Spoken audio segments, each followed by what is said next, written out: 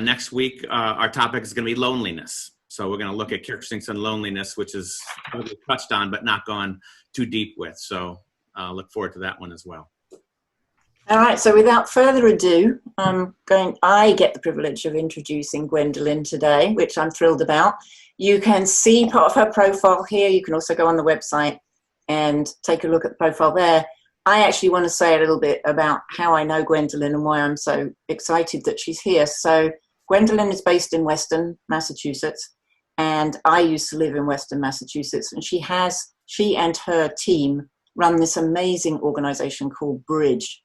And I came across them. I don't even remember now, Gwendolyn, how it was that I came across you guys, but the work they do with kids and underserved populations and minorities and Spanish speakers, and Western Massachusetts is an extremely white area of Massachusetts, high proportion of whites as opposed to any other kind of race or ethnicity. And so people tend to be very isolated in Western Mass if they are in a different group of some sort of minority group. And so having this organization that likes to, I've just read someone who said I'd like to, and so I said that out loud. Having this organization there that gives them this sort of home base to come back to is just amazing. It's a nonprofit. And just before I left Massachusetts, they had their 10th anniversary, the 10th birthday, with this amazing party at Norm Keg, which is this historic house in Stockbridge. And that was kind of my last hurrah before I went, was this sort of big shindig, which was the fundraiser and also the celebration. So with no further ado, I'm happy to introduce Gwendolyn VanSant. And I think, Ryan, you're going to kick off the conversation with Gwendolyn, right? Yes, yeah. So, we're very excited that Ruth and I will be doing this sort of a back and forth. So this will be the first time we've done this sort of a joint interview of Gwendolyn. So she's got to really be on her toes, getting questions from all over. And then, of course, the rest of the community, the rest of you all will be able to have your questions kind of probably around 5:30 our Eastern time or so, to ask your questions and make your comments. So Gwendolyn, yes, I just echo what Ruth had said. I'm so happy that you're here and learning from all of your wisdom and sharing here. Just to kick off the questions, you've done a number of different things in creating resources for kids and for others. And the one that you've been doing for 11 years now is the Happiness Toolbox, where you bring all sorts of great programming, including character strengths, to youth and in schools. So maybe I was wondering if you could just say a little bit about how you specifically bring character strengths into the youth program. Yes, so it's actually a core part of our program. So thank you, Ruth, for inviting me and for giving that background, because that's a really good backdrop to explain how I came to use character strengths in our summer program. We teach diversity and we teach leadership around diversity to young children. We also teach it in workplaces, but we teach it to young children. Sometimes these children have been targets of race incidents or other intolerance or bias incidents, and sometimes their families are just looking for community. But we have a program that teaches language, because anyone that's of a marginalized identity, it's really helpful for them to understand who they are in the world. And then what happens with positive psych and character strengths is it becomes something other than what the world is telling us we are, and it becomes about what our personal internal diversity is. And that's how we frame the character strengths, is that character strengths unite us globally, and also they actually give us a lot of information about who we are as individuals rather than what the world tells us we are, So it's actually core to our programming for the last 6 years that we have the kids take the character survey, we teach them in the program, and we do strength spotting regularly on a daily basis. And I was just talking to Ruth and Ryan, and kind of on a high, because we have a summer program that's 2 weeks long, and we just started it today. And so Happiness Toolbox actually just kicked off all day today, and we did half of it on Zoom, but we did do a socially distanced in-person part just to launch it. And so we were doing character strengths all day. And we incorporate into everything when we're learning about art and culture, because the Berkshires is a cultural hub. It's the second largest cultural economy outside of this DC, where the Smithsonian Institute is. So there's a real cultural hub where tourists come, but often the local folks don't get to enjoy that. So we are teaching the kids about the space and the place that we're in, and also the people that came from our area, lots of famous people. Susan B. Anthony, W.B. Du Bois, so James Vanderzee, Daniel Harrison, lots of really famous people came right from this area. So we're really intent on empowering the children in our program with knowing all that information. And what they do with each of those people is spot their strengths. So today we started with Daniel Chester French, who made the Lincoln Memorial, and that's literally 15 minutes from my house. So they were doing strength spotting for both the sculptor and for Abraham Lincoln today. So that was how we kicked off today. And with some clowns, I was telling Ruth that we found some clowns that are focused on diversity. They're hospital clowns from across the country that have a consortium to support diversity, inclusion, and voice. And so I commissioned them to help teach the strengths to keep Zoom dynamic for the students over the next 2 weeks, because most of our program will be online.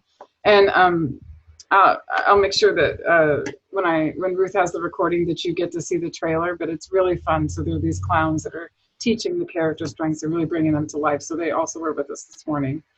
So those are just some of the examples.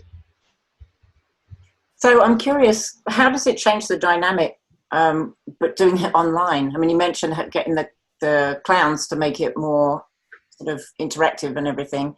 What else do you notice with it being online? Is it the first time? This is the first time ever for us, and we weren't sure because that isolation that you spoke about, one of the values of our program is that these kids that are usually 1 or 2 in a classroom or a school, we sort of gather them all together, and they have this time where they're the majority, and they have people with similar experiences to them, and we find faculty and educators that are similar identities, which are things that they don't have access to where we are. So we weren't sure what it was going to be like online because it's so much about this community and this family style program. And it was wonderful this morning. I ran through sort of reminding them about character strengths and bucket filling and growth mindset and sort of grounding them in the program for the first hour. And then the clowns came and they really worked on courage and creativity and just really engaged the kids. And when we asked them to talk about the same question you just answered, what strengths they were focusing on, we had sent home kits for all the kids. And so they had a little sort of business card deck of the character strengths. So they were putting them all up in front of the camera to answer the question. So they even were sort of more dynamic and engaged with it than we even anticipated. So it was really cute. And I always get a thrill out of like 7-year-olds using the words prudence and self-regulation. And when those went up today, I'm like, tell me more about that. But anyway, so it's just fun. So you mentioned 7-year-olds holding their cards up. What is the age group of these kids? Our program is geared 5 to 13, but we're sort of on our second generation. So the older 13 and up, they're the typical kind of CITs or counselors. So some of those kids have gone through the program, so they really know the deals, and some of them are helping teach. Like you said, we work with a lot of immigrants. I was a immigrant advocate, and I'm trained as a medical and mental health interpreter in Spanish. And so half of our program, if not more, is always Latino. And one of the girls says, I've been at Bridge since I was born, and she's 13, but she's helping teach the Spanish class. I mean, we guide her with her lesson plans, but she actually leads the class, and it's really fun to teach her about her culture and her language. So I think I might have lost the train of thought with the question. Oh, the age, but that's it. So really 5 to 17. Yep. Wow. So I'm very curious that you mentioned this in the our preparatory call, and then now about some of the kids or a lot of the kids experiencing racial incidents and being targets. And I think of racial incidents or kind of bullying experiences. And I would love to hear if you have a story or an example of such an incident where character strengths, then you or somebody else, that one of the older student mentors, because I know you have a whole mentoring program where the older students mentor the younger, where one of them used character strengths in some way, or you did, to help deal with or help the person to cope with or get insight into the incident or to transcend it. Do you have any example or story like that? Yeah, I mean, I think I kind of gave it away already of, when a child is a target of that, what we're trying to do is have them not define their whole existence, right? either being the poster child for it or just being really traumatized by it. So we point out sort of what the identities are, what we call social identities, right? So what those are, what people are responding to, and how mostly there's a lack of information, right, from the child, usually if it's child on child, which normally it is, or adolescent, like what information are they missing? So we start talking about social intelligence, right, and curiosity and love of learning. You know, I give feedback of like where the language or the slur comes from, so that we really start making it not about the child and about sort of social issues and lack of education and things like that. So we try to externalize it that way, and in the meantime, really building up the child, right, with resilience and what's important to them, who they are as individuals, how they lead with that, you know, that's pretty much it. You know, I think that we just try to reframe, right? So reframe, this is obnoxious, this is really hurtful. Like we do a lot of restorative justice work too, and so really being able to have them articulate what would repair the harm. But it's all of the character strengths really build into that, right? There's kindness, there's teamwork, like when we're asking people to do circle work, there's a lot of teamwork involved, and communication skills. I was writing some notes here. Yeah, and fairness, like what would be fair, having the courage to stand up to people. So when we're talking about being a program that supports more proactively bullying than sort of anti-bullying curriculum, we talk about really being courageous and speaking truthfully, right, and authentically about the impact, and also asking what they need in response. So we try to build a lot of skills. That's why we call it happiness toolbox, right? We tell them that they literally not only have the bucket of bucket filling, but they've got a toolbox of a whole bunch of strategies that people don't normally have. And usually there are adults involved that didn't respond the way they should. And so we talk about what would have been helpful from your teacher or your parent in this scenario. So then we talk about those things as well. So I guess there's a lot of strategies, but it's really about that, if I can say. It's about not becoming defined by the incident or the social identities put on a child, and really, again, looking at character strengths is what we have internally that actually connects us all, right? It might even help them find something in common with the person that bullied them or targeted them, right? Like whatever it is, it's going to sort of move the needle in a positive direction, but not having the child internalize the negativity. That makes sense. Mm-hmm. Yeah, great. Yeah, such great examples there. And I wonder, you know, if you've noticed any, and you mentioned many different character strengths already. Have you noticed any particular patterns with the character strengths in which one or more character strengths might be a kind of a buffer in terms of handling bullying and struggles? And I'm kind of wondering, like, if you would answer that in terms of specific character strengths, or is it more valuable for the child to be really strong with their signature strengths, that you know who they are, their identity, or do you say no? It's important for them to build up the social intelligence and some of these others. So I know both sides are important, but if you could err toward one, which would you err toward in terms of, you know, for the person who's being bullied? And I don't know if you've ever worked with the bullies themselves too, because they're, you know, what's best for them too. Yeah, we try to work with the bullies themselves, because we feel like any child that's doing this, there's hurting on all sides, right? So if a school will allow us, we try to do, you know, put everybody together. If it happens on our turf, like in our summer program, we stop our entire program to repair the harm and then continue. We don't continue with lessons, which is very different than what they experience in school, right? But we don't go on with activities or lessons if there's been some kind of bullying until we've practiced the skill, right? We circle up and we just handle the skill. So in that, I believe that signature strengths really support, and it follows our framework that we do in our larger diversity training, is that we say people always want to learn how to work with the other person, but really what we say is the best you can do in any kind of diversity, equity, inclusion work, no matter what age, is really knowing yourself first, which we call cultural humility. So we are teaching, we don't use those words with the kids, but that's how we use the character strengths, right? Like know who you are, know your identity, know how that impacts other people, right? I always tell the kids, if you're one that leads with humor and every time you sit down to something, you've got the jokes and you're goofing around, like, you know, that might be too much of that. And like, how do you, you know, mitigate those? Like how we learn how to use our lower strengths and middle strengths to controls the ones that we lead with easily. So we talk about that. So, but I do think they're knowing what their signature strengths are and figuring out how to use them to support them when they need it is really how we focus, which is falls again under cultural humility, knowing yourself first and knowing how to navigate that, which could be a bias. Even your strengths can become your bias in some, like, this is easy for me. Why is it easy for you to be, empathetic or forgiving? Like, that doesn't come easy to everyone, right? So we actually talk about those things. So it's like knowing those things and how, if it's easy to you, doesn't mean it's easy to someone else, but then how they can actually help you in challenging scenarios. So,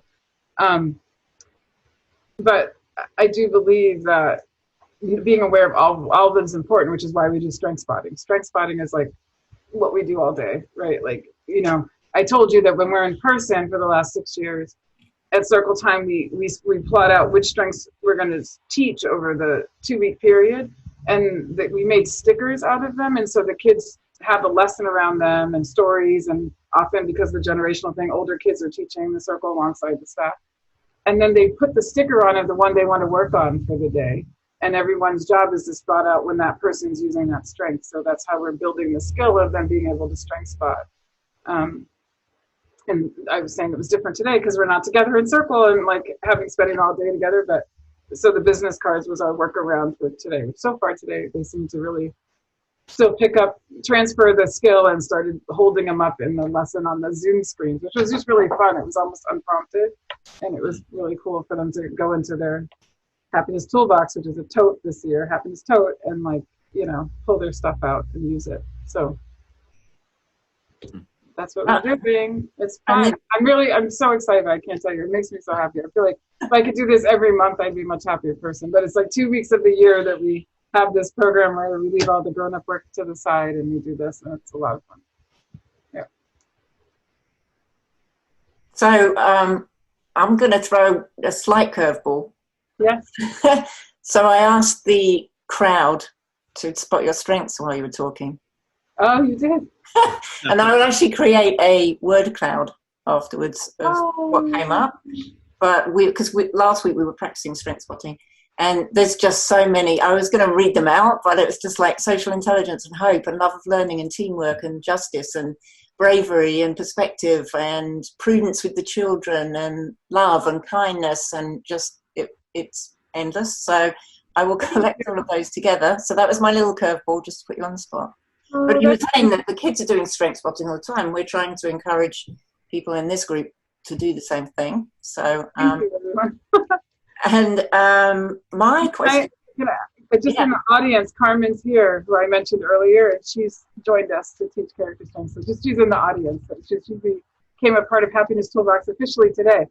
So she's up. Do you want me to unmute her? Do you want to? I just wanted to introduce her because today was her first day, and I was just saying how much of a high I'm on, but Carmen's So hi, Carmen. We're really pleased to see you on the call.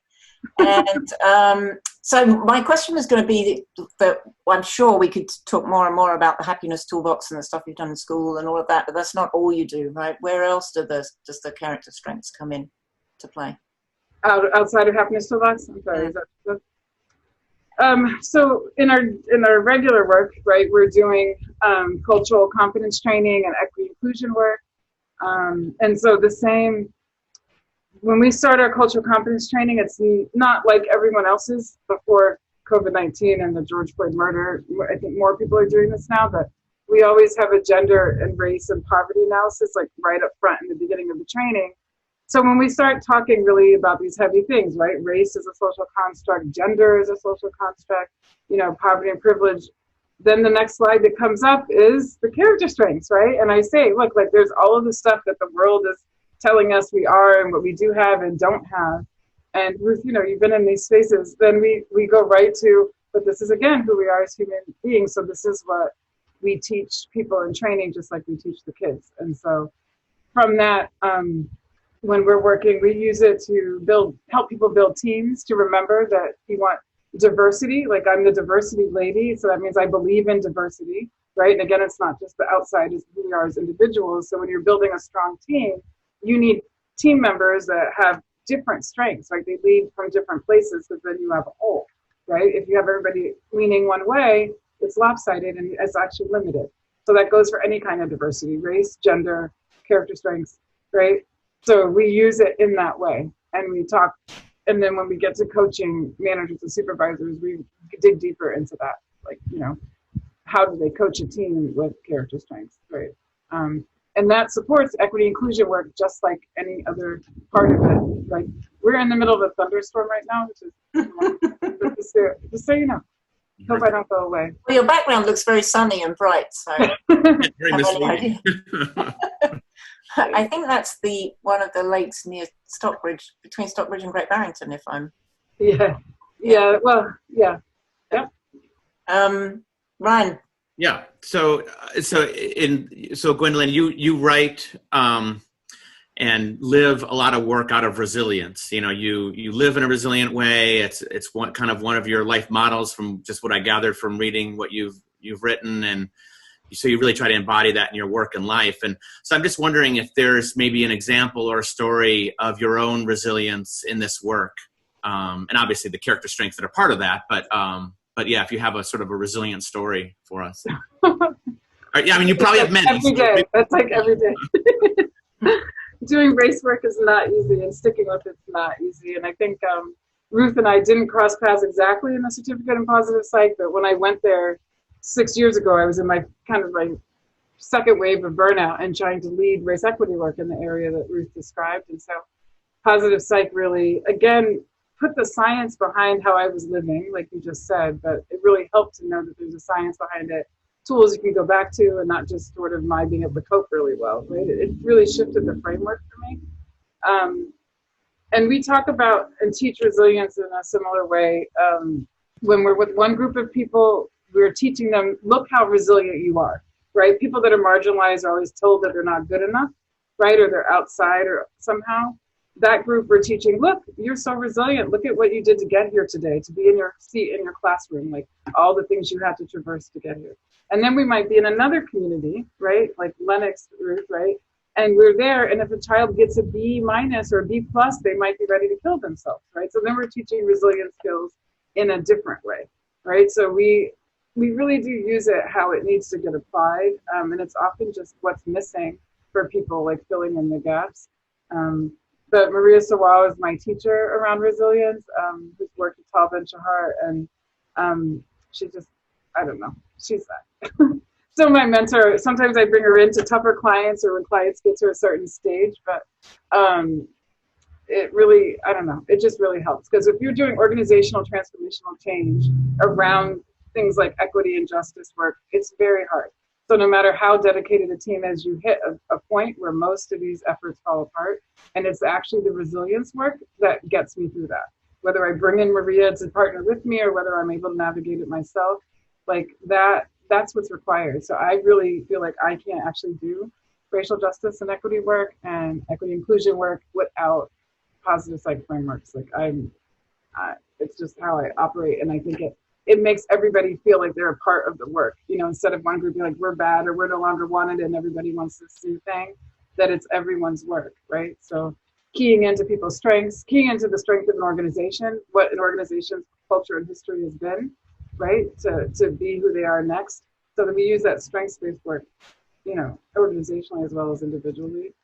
But resilience is that. I tell I coach managers and supervisors to encourage resilience, encourage mistakes, right? The fear around people making mistakes at work is really stifling and disrupts safety at work. And all of our work requires safety, right? For people to do transformational work or integrate diversity, they have to feel safe at work. So when there's a fear of making mistakes, I actually remember one of Ruth's stories from her former career about covering up mistakes. And if that's like, as being a requirement of the culture she was at, that she left, that story stuck with me because that's what people have, that fear at work, and they can't operate. They don't operate the best. There's no safety built in, and you don't learn. Like, you don't actually evolve as a team or an organization. So that is how I apply resilience in the work. And for sure, you're going to make mistakes when you're trying to learn or unlearn racism, right? Like when you're trying to understand that, you're going to speak incorrectly, you're going to do things the way you've always done them, you're going to make mistakes when intentions were good. So I'm really encouraging people to be resilient and lean into their mistakes, because there's only one we can move forward. Otherwise, we're just stuck. To lean into your strength, such an important way to foster that resilience. Yeah, great stuff there. Good. One other question. Sorry, I'm rambling. Sorry. Oh, no. One other question, then turn it back to Ruth. So I'm wondering this, and I know at least one or two people in the chat has asked this as well. And I know we're not taking the chat questions yet, but we're reflecting those anyway with this question of around disabilities. And so that's one of the, you work with all sorts of marginalized groups, and I know have worked with people with disabilities as well. So, can you give maybe an example of where character strengths have been just where they were really helpful and relevant for working with or helping, supporting someone with autism or with developmental disabilities, that kind of thing? Yeah, so my second oldest, you asked me about my children. I only got through the first one. The oldest is 30 and non-binary. The second oldest is 28 and lives with autism. And so that's been a part of my life for a long, long time.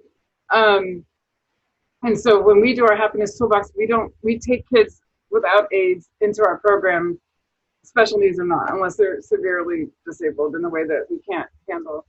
And honestly, our approach, they blend in with the other kids. And if some of their behaviors show up, we are very careful about teaching, wonder what it took for so-and-so to be here today. And look at how they may be off wanting to play the piano in the other room, but do you hear that they're playing the piano to what we're doing, right? So we really are teaching mindfulness and awareness and curiosity, and really asking the other students to respect the perseverance of the people that have the challenges, right? So that's what we're trying to do. Like, the program is really about diversity leadership, and really that's honoring diversity, right? And honoring everyone's diversity. So I don't know, we had 2 kids that are on the autistic spectrum today, and I don't even think anyone thought of them that way once today, and I don't know, because we're not trying to deal with the social labels and what that means and the limitations. And then for treating people again from their internal strengths, they actually perform better because they're not already told what they can't do, right? So again, it's just how, I've had to live that way with my own family, and also what I feel like really works. And that's not to say people don't need supports and people don't need all the other things that come along with living with disabilities, but there's a time and place where people can thrive if they're not always told they can't, right? And so living from your internal strengths is a good strategy and a good way to start that.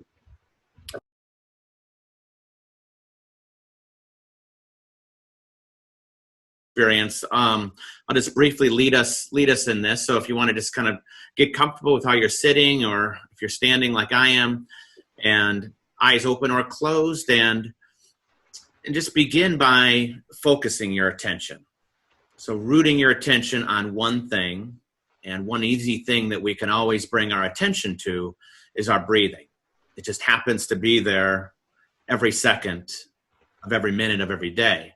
So it's always a stimulus that we can turn back to, a grounding point for us. So right now, try just coming back to your in-breath and to your out-breath.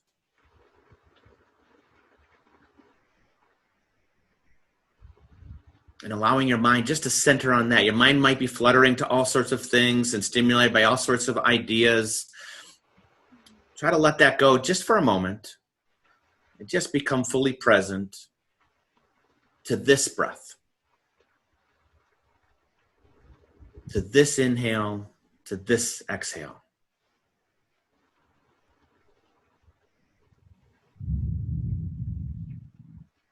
And if you feel that breath in your body right now, then that means you're in the present moment.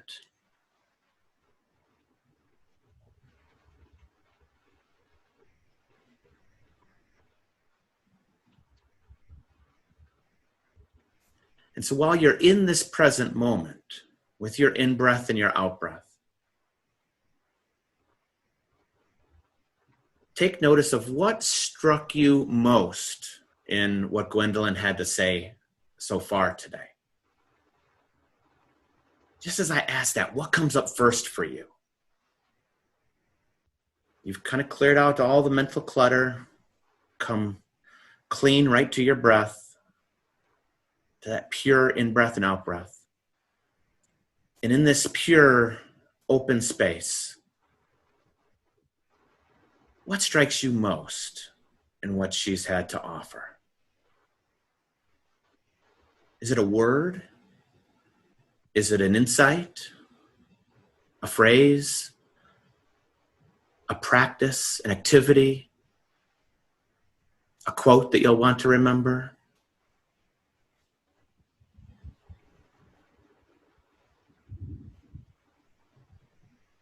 See what percolates most within you right now.